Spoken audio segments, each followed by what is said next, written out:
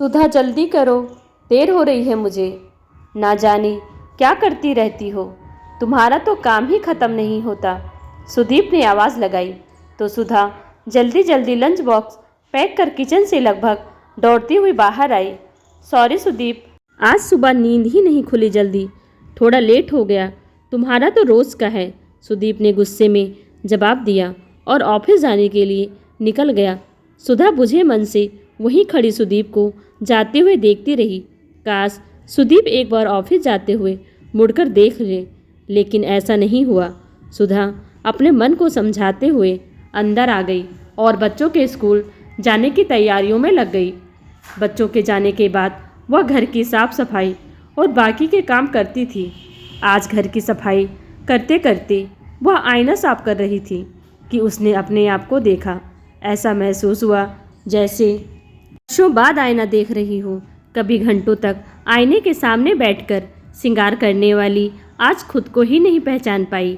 सूनी आंखें जिसके नीचे काले घेरे हो गए, रूखा चेहरा जिस पर ध्यान नहीं देने से आने वाली झुर्रियाँ उसे उम्र से अधिक बड़ा बताने लगी। उसके सुंदर घने लंबे बाल जिससे कभी सुधा को इतना प्यार था कि उसे घंटों सवारा करती और किसी को छूने नहीं देती, आज उनका इस तरह से बेतरतीब बंधा जूड़ा देखकर बहुत तकलीफ हुई।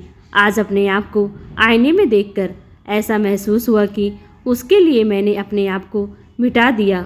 उसके नज़र में मेरी कोई अहमियत ही नहीं है। सुधा का मन अतीत के उन गलियारों में भटकने लगा जिसमें सुधा की हंसी, खिलखिलाहट, सहेलियों के साथ गप्पे मारना, उनके साथ घूमना, अपने पसंद के सारे काम करना जिसका उसे मन करता था, उसका सुंदर रूप जिसे देखकर दादी हमेशा कहती, तू तो चांद का टुकड़ा है लाडो, तुझे जो वर्कर ले जाएगा वह बड़ा ही सौभाग्यशाली होगा। पढ़ लिख कर हमेशा अपना एक नाम, एक वजूद बनाने की चाह न जाने कब और कहाँ खो गई इन जिम्मेदारियों के बीच। आज उसे ऐसा लग रहा था कि जैसे सुधा तो कब की मर चुकी है, यह तो सिर्फ एक चलती फिरती जिंदा लाश है। सब कुछ खोकर भी कुछ न होने का कांटा सा चुभने लगा। तभी फोन की कर्कश ध्वनि सुधा को वर्तमान में ले आई। उसने फोन में देखा सुदीप की फोटो जिसमें चमक रही थी। सुंदर मुस्कान के साथ उसने उठा लिया और जैसे ही हेलो कहा, उधर से आवाज़ आई, इतनी देर क्यों लगाती हो? फ़ोन उठाने में सुधा क्या कर रही थी?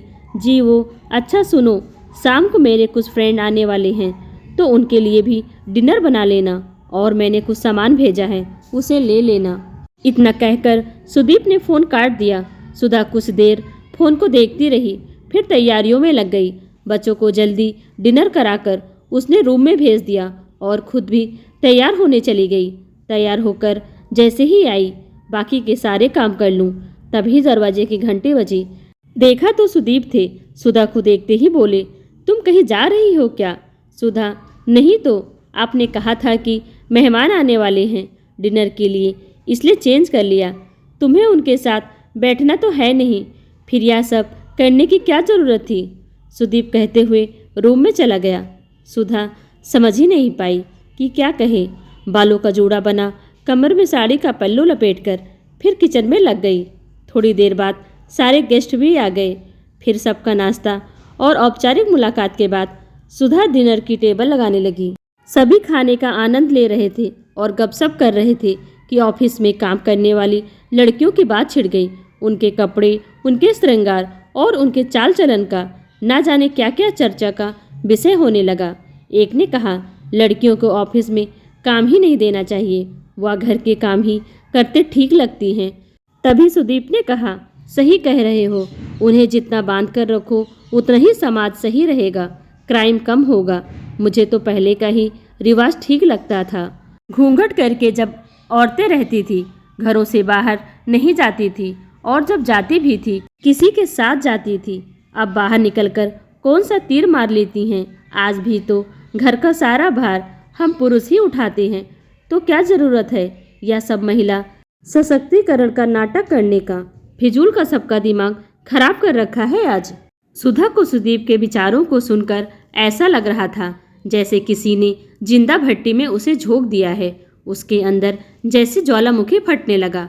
वह अपने आप को रोक नहीं पाई क्योंकि बात सिर्फ उसके सम्मान की नहीं थी, बात समस्त स्त्री जात के सम्मान की थी। बड़े सुंदर विचार हैं तुम्हारे सुदीप, और तुम्हारे इन मित्रों के भी। तुम लोगों को लगता है कि हम औरतें करती क्या हैं? काश तुम लोग यह समझ पाते कि औरत ईश्वर की सबसे खास रचना है। तुम लोगों को जरा सी चोट लग जाए या एक हड्डी टूट जाए तो इतना चिल्लाते हो, काश वह दर्द महसूस कर पाते। जब हम एक बच्चे को जन्म देते हैं जो 20 हड्डियों के एक साथ टूटने के बराबर दर्द होता है, उस पर यह सुनने को मिलता है कि औलाद पैदा करके कोई महान काम नहीं किया। तुमने कभी उसे घर से निकाल देने की तो कभी उसे तलाक देने की धमकी देते हो, और अगर उससे भी संतुष्टि नहीं मिलती तो उसके माँ बाप को बुलाकर उन्हें जलील करते हो। लोगों को क्या लगता है कि औरत कोई खिलौना है जिसे जब चाहा खेला और तोड़कर फेंक दिया। अकेली औरत को देखकर तुम पुरुष उस पर दानों की तरह टूट पड़ते हो। हम तो ऐसा नहीं करती। अकेले पुरुष को देखकर तुम पुरुष कहीं भी अपनी पैंट खोलकर लघुशंका करने के लिए खड़े हो जाते हो। और दोष हम औरतों पर है कि हम समाज को दूषित कर रहे हैं। अगर यह कह दें कि हमारा तन मन हमारा है, इस पर हमारा पूरा अधिकार है, हम जिसे चाहे दें, तो समाज और मर्यादा का उल्लंघन है। सिर्फ औरतें ही विवाह के समय दान में क्यों दी जाती हैं, मर्द क्यों नहीं? क्योंकि मर्दों में दूसरे का घर बसाने की शक्ति ही नहीं है। अपनी कोख से बड़े बड़े वीर पीर पैगंबर जनती हैं, फिर भी यह पुरुष समाज कहता है औरत नरक का द्वार है, जिसे जन्म से चुप रहना सहना सिखाया जाता है। जहां उसने अपने सम्मान और अच्छा के लिए आवाज उठाई, मार दी जाती है। अपने वात्सल्य और छाती से जीवन सींचती है, और उसी छाती के कारण तुम जैसे लोगों की गंदी नजरों का शिकार होती है। उसे तार तार कर, अपमानित कर सड़कों पर फेंक देते हो। जिससे प्रेम करती है उस पर आंखें बंद कर विश्वास करती है, यही उसका गुण है। लेकिन तुम जैसे लोग इसी का सॉन्ग रचकर उसे ठगते हो।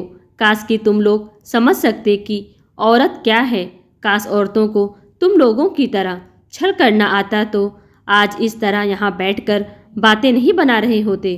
तुम जैसे खोखले विचारों वाले लोगों के बीच खड़े होने में भी घुटन हो रही है। कहते हुए सुधा लॉन की खुली हवा में सांस लेने चल दी। सुदीप और उसके मित्र वहीं सिर झुकाए शर्म से बैठे रहे। ऐसा लग रहा था जैसे आज उन्हें किसी ने आईना दिखा दिया और वह आईने में अपना ही चेहरा नहीं देख पा रहे हैं। दोस्तों, आपको यह कहानी कैसी लगी कमेंट कर हमें ज़रूर बताएं। वीडियो को लाइक कर चैनल को सब्सक्राइब कर लीजिए। Thanks for watching.